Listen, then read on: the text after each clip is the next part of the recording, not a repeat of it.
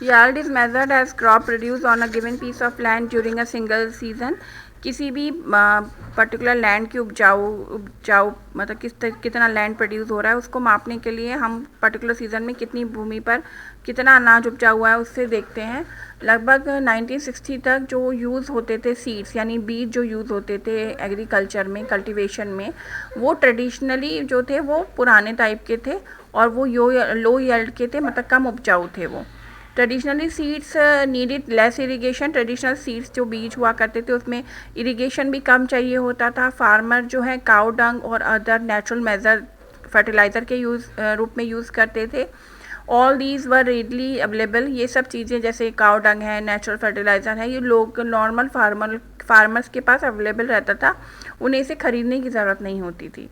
लगभग 1960 के एंड में जो गवर्नमेंट है उसने ग्रीन रेवोल्यूशन स्टार्ट किया।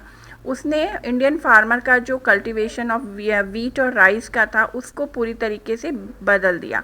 अब क्या था, गेहूं और चावल की खेती के लिए HYV सीड्स जो हैं वो इंट्रोड्यूस किए गए ग्रीन रेवोल्यूशन के अंतर्गत।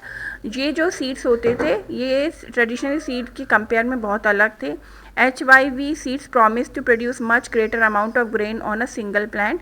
ये जो HY सीड्स हैं ये इनकी वजह से, या ये प्रॉमिस भी करता था या इसमें श्योरिटी थी कि एक प्लांट में बहुत सारा ग्रेन जो है वो, जैसे गेहूं का प्लांट है तो एक प्लांट में बहुत सारे अनाज उसमें उग सकता है।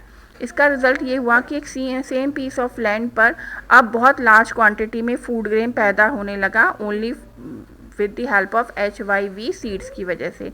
HY सीड्स, हालांकि जो HY सीड्स हैं अगर वो यूज़ किए जा रहे हैं एग्रीकल्चर में तो उसके लिए बहुत सारा प्लेंटी ऑफ वाटर चाहिए और साथ साथ केमिकल फर्टिलाइज़र चाहिए, पेस्टिसाइड्स चाहिए अच्छे रिजल्ट के लिए। High yield were possible only from a combination of HY seeds. High yields जो है वो HY सीड्स के कॉम्बिनेशन, वो किन किन चीज़ों के कॉम्बिनेशन से खेती हो सकती है, एक तो HY सीड्स चाहिए, इरिगेशन फैसिलिटी चाहिए, केमिकल फर्टिलाइज़र चाहिए और पेस्टिसाइड चाहिए, ये आप नोट करेंगे।